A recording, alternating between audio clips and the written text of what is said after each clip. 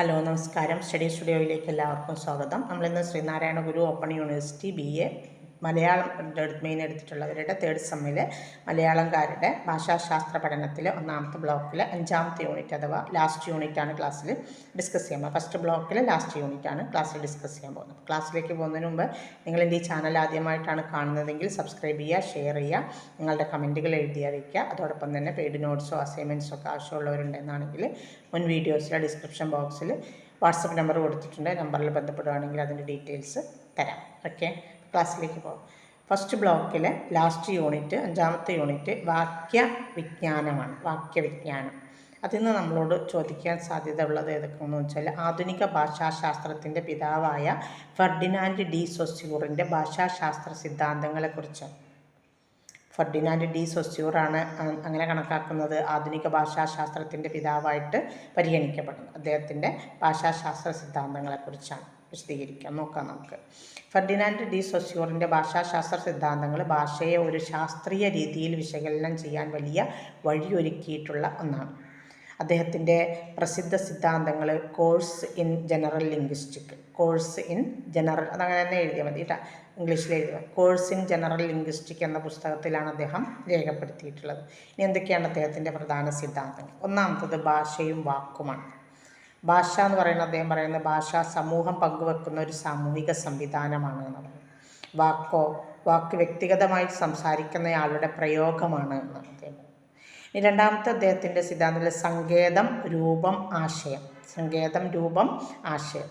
അതിൽ ഭാഷയിലെ ഓരോ വാക്കും എന്താണ്? ഒരു സങ്കേതമാണ്. അത് 2 ഘടകങ്ങൾ അടങ്ങിയതാണ്. അത് രൂപം, അതാണത് അദ്ദേഹം പറഞ്ഞ രണ്ടാമത്തെ കാര്യം. എന്താണ്? ശബ്ദമില്ലെങ്കിൽ ശബ്ദം, നമ്മൾ പറയുന്ന ശബ്ദം അല്ലെങ്കിൽ എഴുതിയ രൂപം, ആശയം, അതിനോട് ബന്ധപ്പെട്ട ധാരണകൾ. ഇങ്ങനെയാണ് ശബ്ദം, രൂപം, ആശയം. അപ്പം എന്താണ്? ഭാഷയിൽ ഓരോ വാക്കും ഒരു സങ്കേതമാണ്. അത് 2 ഘടകങ്ങൾ അടങ്ങിയതാണ്. അതൊന്ന് രൂപവും മറ്റൊന്ന് ആശയവുമാണ്. ആശയം കേട്ടോ.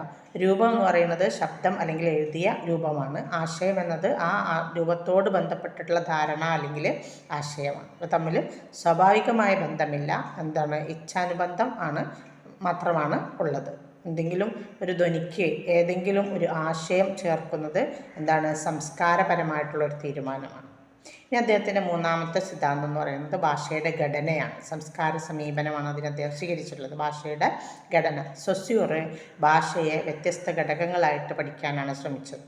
ഓരോ ഘടകവും മറ്റ് ഘടകവുമായുള്ള ബന്ധത്തിലൂടെയാണ് അതിൻ്റെ അർത്ഥം പ്രതിഷ്ഠിക്കുന്നത് എന്ന് അദ്ദേഹം പറയുന്നുണ്ട്. ഈ ആശയത്തെ പിന്നീട് ഘടനാവാദം എന്ന പേരിൽ ഒരു സിദ്ധാന്തമായിട്ട് വികസിപ്പിച്ചിട്ടുണ്ട്. ഇനി അദ്ദേഹത്തിൻ്റെ 4ാമത്തെ സിദ്ധാന്തം ദിയക്രോണിക് ഓർ സിക്രോണിക് എന്നാണ്. ഡൈക്രോണിക് എന്ന് പറയാറുണ്ട് കേട്ടോ. ഡിയാക്രോണിക് അഥവാ സിങ്ക്രോണിക്. അതിൽ ഡിയാക്രോണിക് എന്ന് പറഞ്ഞാൽ ഭാഷയുടെ ചരിത്രപരമായ വികാസമാണ്. ഇപ്പോൾ ഉദാഹരണത്തിന് മലയാളം സംസ്കൃതത്തിൽ നിന്ന് വികാസം പ്രാപിച്ചതാന്ന് പറയില്ലേ, അതെന്താണ്? ഡിയാക്രോണിക്കാണ്. ഇനി സിങ്ക്രോണിക് എന്ന് പറഞ്ഞാൽ ഒരു പ്രത്യേക സമയഘട്ടത്തിൽ ഭാഷയുടെ ഘടനയെക്കുറിച്ച് പഠിക്കുന്നതാണ് എന്ത്? സിങ്ക്രോണിക് എന്ന്. സൊസ്യൂർ സിങ്ക്രോണിക് പഠനം ഭാഷാശാസ്ത്രത്തിന് കൂടുതൽ ശാസ്ത്രീയമാണ് എന്ന് വാദിച്ച ചിന്തകനാണ്. ഇനി അദ്ദേഹത്തിൻ്റെ 5ാമത്തെ സിദ്ധാന്തം ഭാഷാ ചിഹ്നങ്ങൾ തമ്മിലുള്ള ബന്ധമാണ്. ചിഹ്നങ്ങൾ തമ്മിലുള്ള വ്യത്യാസം കൊണ്ടാണ് ഭാഷയ്ക്ക് അർത്ഥം ഉണ്ടാകുന്നത് എന്നാണ് അദ്ദേഹം പറയുന്നത്. ഒന്നിൻ്റെ അർത്ഥം മറ്റൊന്നിനെതിരെ നിൽക്കുമ്പോഴാണത് വ്യക്തമാകുന്നത് എന്നും പറയുന്നുണ്ട്. ഇനി സൊസ്യൂറിൻ്റെ സംഭാവനയുടെ പ്രാധാന്യം എന്താണെന്നുള്ളത്.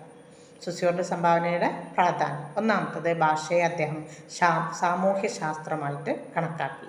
രണ്ടാമത്തത് ഭാഷ ഒരു അടിയന്തരാവശ്യത്തിനുള്ള ആശയവിനിമയ സംവിധാനം മാത്രമല്ല, പിന്നെയോ സംസ്കൃതിയുടെയും അതായത് സംസ്കാരത്തിൻ്റെയും ചിന്താധാരയുടെയും അടിസ്ഥാനം കൂടിയാണ് എന്ന ഒരു മനോഭാവം അദ്ദേഹം വളർത്തിയെടുത്തു. മൂന്നാമത്തത് ഭാഷാശാസ്ത്രം, ഘടനാവാദം എന്നൊരു സിദ്ധാന്തം രൂപപ്പെടുത്തി. ഇത്രയാണ് അദ്ദേഹത്തിൻ്റെ സിദ്ധാന്തത്തെക്കുറിച്ച് പഠിക്കുക. ഇനി നോം ചോംസ്കിയുടെ ഭാഷാശാസ്ത്ര സങ്കല്പങ്ങളെ പറ്റി. നോം ചോംസ്കി 2 ആളുകളാണ് കേട്ടോ. നോം ചോംസ്കി, പിന്നെ നമ്മൾ നേരത്തെ പറഞ്ഞത് ഫെർഡിനാൻഡ് ഡി സൊസ്യൂർ. ഇങ്ങനെ 2 ആളുകളുടെ ചിന്താധാരകളെക്കുറിച്ചാണ് ഇതിൽ കാര്യമായിട്ട് ചോദിക്കുന്നത് ഈ യൂണിറ്റിൽ. അപ്പം നോം ചോംസ്കിയുടെ ഭാഷാശാസ്ത്ര സങ്കല്പം എന്താണെന്ന് വെച്ചാൽ, നോം ചോംസ്കി ആധുനിക ഭാഷാശാസ്ത്രത്തിലെ ഏറ്റവും പ്രധാനപ്പെട്ട ഒരു ആചാര്യനാണ്. ഫെർഡിനാൻഡ് ഡി സൊസ്യൂറിൻ്റെ ഘടനാവാദ പാരമ്പര്യത്തെ പിന്തുടർന്ന് അതിൽ നിന്ന് വ്യത്യസ്തമായ രീതിയിൽ അദ്ദേഹം ഭാഷയുടെ ആത്മസംവേദനാത്മകമായ ഘടകങ്ങളെ അദ്ദേഹം വികസിപ്പിച്ചെടുത്തു അല്ലെങ്കിൽ വിശദീകരിച്ചു. ചോംസ്കിയുടെ സിദ്ധാന്തങ്ങൾ സെൻറ്റൻസ്, നിർമ്മാണം എങ്ങനെ മനുഷ്യൻ ചെയ്യുന്നു എന്ന അടിസ്ഥാന ചോദ്യത്തിൽ നിന്നാണ് ആരംഭിക്കുന്നത്. ഒരു സെൻറ്റൻസ് നിർമ്മാണം എങ്ങനെയാണ് മനുഷ്യൻ ചെയ്യുന്നത് എന്ന അടിസ്ഥാന ചോദ്യത്തിൽ നിന്നാണ് അദ്ദേഹത്തിൻ്റെ സിദ്ധാന്തങ്ങൾ ആരംഭിക്കുന്നത്. ഇനി ചോംസ്കിയുടെ ഭാഷാശാസ്ത്ര സങ്കല്പങ്ങൾ എന്തൊക്കെയാണ്? ഒന്ന്, ജന്യഭാഷാ സിദ്ധാന്തം എന്നാണ്. ചോംസ്കി ഭാഷയെ ജന്യവ്യാകരണം എന്ന തരത്തിലാണ് വിശദീകരിച്ചത്. രണ്ടാമത്തത് സാരവ്യാകരണം. ഭാഷയ്ക്കൊരു ഊർജ്ജസ്വല ഘടനയുണ്ട്, അതിൻ്റെ മേലൊരു ഉപരിഘടന രൂപം കൊള്ളുന്നു എന്നുള്ളതാണ്. അതാണ് deep structure, surface structure. Deep structure എന്ന് പറയുന്നത് ആശയം അല്ലെങ്കിൽ അഭിപ്രായം ഉള്ളടക്കമായി രൂപപ്പെടുന്നതാണ്. സർഫേസ് സ്ട്രക്ചർ എന്ന് പറയുന്നതോ ആ ആശയം ഭാഷാരൂപത്തിൽ അല്ലെങ്കിൽ വാക്യരൂപത്തിൽ പ്രത്യക്ഷപ്പെടുന്നതാണ്. ഇനി മൂന്നാമത്തെ അദ്ദേഹത്തിൻ്റെ സിദ്ധാന്തത്തിൽ സാമൂഹിക സ്വാഭാവിക വിവാദം. സാമൂഹികം അല്ലെങ്കിൽ സ്വാഭാവിക വിവാദം. ഭാഷ മനുഷ്യൻ്റെ ജന്യശക്തി, ജന്യമന ഉള്ളതാണെന്ന് ചോംസ്കി വാദിക്കുകയാണ്. ജനിക്കുമ്പോൾ തന്നെ മനുഷ്യർക്ക് ഭാഷ പഠിക്കാനുള്ള ഒരു വൈജ്ഞാനിക ശേഷി ഉണ്ടായിരിക്കും. ഇതിനെ യൂണിവേഴ്സൽ ഗ്രാമർ എന്നാണ് അദ്ദേഹം UG എന്നാണ് വിശേഷിപ്പിച്ചത് കേട്ടോ. അപ്പോൾ എന്താണ് യൂണിവേഴ്സൽ ഗ്രാമർ എന്ന് ചോദിക്കുകയും ചിലപ്പോൾ. എന്താണ് യൂണിവേഴ്സൽ ഗ്രാമർ അല്ലെങ്കിൽ UG എന്നത് എല്ലാ മനുഷ്യഭാഷകളിലും കാണുന്ന പൊതുവായ ഘടനാ നിയമങ്ങളുടെ ഒരു സമാഹാരമാണ്. വ്യത്യസ്ത ഭാഷകളുടെ വ്യാകരണങ്ങൾ മാറിയാലും അവയുടെ അടിസ്ഥാന താളം ഒരുപോലെയാണ് എന്നാണ് ചോംസ്കി ഇതുകൊണ്ട് ഈ യൂണിവേഴ്സൽ ഗ്രാമർ എന്നതുകൊണ്ട് സൂചിപ്പിക്കുന്നത്. ഇനി ഭാഷാ സമ്പാദനമാണ് അദ്ദേഹം പറയുന്നത്. അദ്ദേഹത്തിൻ്റെ തത്വത്തിൽ മറ്റ് ഭാഷാ സമ്പാദനം, ലാംഗ്വേജ് അക്വിസിഷൻ ഡിവൈസ് എന്ന് പറയും. ലാഡ് എന്ന് ചിലപ്പോൾ ചോദിക്കുക, LAD, LAD, language acquisition device, ഭാഷാ സമ്പാദനം. കുട്ടികൾ ഭാഷ പഠിക്കുന്നതിൻ്റെ വേഗതയും കൃത്യതയും കാരണം ചോംസ്കി LAD എന്ന ഒരു ആശയം, അതാണ് ലാംഗ്വേജ് അക്വിസിഷൻ ഡിവൈസ് എന്നൊരാശയം അവതരിപ്പിച്ചു. ഇത് കുട്ടികളുടെ ശിരസിലുള്ള ജന്യഘടകമാണ്, അതായത് ജന്മന കിട്ടിയ ഘടകമാണ്. അതിൻ്റെ സഹായത്തോടെ കുട്ടികൾ എന്ത് ചെയ്യുന്നു? അവരുടെ ചുറ്റുപാടിൽ നിന്ന് വാക്കുകളും ഘടനകളും സ്വീകരിച്ച് ഭാഷ സംസാരിക്കുന്നു എന്നാണ് ചോംസ്കിയുടെ വാദം. പിന്നെ അദ്ദേഹത്തിൻ്റെ മറ്റൊരു പ്രത്യേകത, പരമ്പരാഗത ഭാഷാശാസ്ത്രത്തിൽ നിന്ന് വ്യത്യസ്തമാണ് അദ്ദേഹത്തിൻ്റെ ആശയങ്ങൾ. ഭാഷാ പഠനം നിരീക്ഷണത്തിലും ശീലത്തിലും ആധാരമായതിൽ നിന്നും ഭാഷയുടെ ഉള്ളറ അല്ലെങ്കിൽ ഉള്ളടക്കം, ഘടന, മാനസിക ശേഷി എന്നിവയ്ക്കാണ് അദ്ദേഹം പ്രാധാന്യം കൊടുത്തത്. സംവേദ്യപരമായി പഠിക്കാനുള്ള പരമ്പരാഗത ശ്രമത്തിൽ നിന്നും മാനസിക സമീപനത്തിലേക്ക് മാറി എന്നാണ് അതിൽ നിന്ന് മനസ്സിലാക്കുന്നത്. അതായത് ഉച്ചാരണത്തെ കൂടുതൽ കേന്ദ്രീകരിച്ചിരുന്ന ആ പഴയ രീതിയിൽ നിന്ന് അദ്ദേഹം ഘടനയ്ക്കും സംസ്കാരത്തിനും കൂടുതൽ കേന്ദ്രീകരണം നൽകിക്കൊണ്ടുള്ള ഒരു രീതിയിലേക്ക് വന്നു. ഇനി ചോംസ്കിയുടെ സംഭാവനയുടെ പ്രാധാന്യം എന്താണെന്ന് ചോദിച്ചാൽ, ഒന്നാമത്തത് ഭാഷാശാസ്ത്രത്തെ മനഃശാസ്ത്ര വശത്തേക്കും സാങ്കേതിക വശത്തേക്കും അദ്ദേഹം ചേർത്ത് കൊണ്ടുപോയി.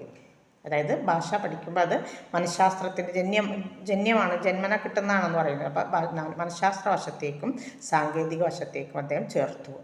മറ്റൊന്ന് കമ്പ്യൂട്ടർ ലിംഗ്വിസ്റ്റിക്, NPL, AI എന്നിവയുടെ അടിസ്ഥാന തത്വങ്ങൾ ചോംസ്കിയൻ ആശയങ്ങളിൽ നിന്ന് രൂപപ്പെട്ടതാണ്. ഏതൊക്കെ നമ്മളിപ്പോൾ പഠിച്ചുകൊണ്ടിരിക്കുന്ന AI സംവിധാനങ്ങളൊക്കെ ഉണ്ടല്ലോ, അതൊക്കെ ഈ ചോംസ്കിയുടെ ഭാഷാ സിദ്ധാന്തത്തിൻ്റെ അടിസ്ഥാനത്തിൽ നിന്ന് അതിൽ നിന്ന് പ്രചോദനം ഉൾക്കൊണ്ടുകൊണ്ട് രൂപപ്പെട്ടത്. പിന്നെ കുട്ടികൾ ഭാഷ എങ്ങനെ പഠിക്കുന്നു എന്നതിൽ പുതിയ ചില കാഴ്ചപ്പാടുകൾ അദ്ദേഹം നൽകി എന്നതാണ് അദ്ദേഹത്തിൻ്റെ മറ്റൊരു പ്രധാന സംഭാവന. പിന്നെ നാലാമത്തത് ഭാഷാ പഠനത്തിൽ മനസ്സിൻ്റെ ഘടന അദ്ദേഹം ഉൾപ്പെടുത്തി. ഭൗതികശാസ്ത്ര ശാഖകളിലെ പോലുള്ള ഒരു കൃത്യത അദ്ദേഹം അതിന് ആവശ്യപ്പെട്ടു. ഇത്രയാണ് ചോംസ്കിയുടെ ഭാഷാ പഠനത്തിൻ്റെ പ്രത്യേകത. ഇത്രയാണ് നമ്മുടെ ഫസ്റ്റ് ബ്ലോക്ക് വരുന്നത്. 5 യൂണിറ്റുകൾ ഈ ബ്ലോക്കിൽ വരുന്നുണ്ട്. പെട്ടെന്ന് 2 വീഡിയോസൊക്കെ ചെയ്തത് എന്താണെന്ന് വെച്ചാൽ എക്സാം ഇപ്പോൾ നടന്നുകൊണ്ടിരിക്കുന്നവർക്ക് എന്തെങ്കിലും ഉപകാരപ്പെടട്ടെ എന്ന് കരുതിയിട്ടാണ്. പിന്നെ അടുത്തൊരു ബ്ലോക്ക് കൂടി ഉണ്ട്, തരാൻ പറ്റുന്നത് ഞാൻ ചെയ്തു തരാം കേട്ടോ. Okay, thanks.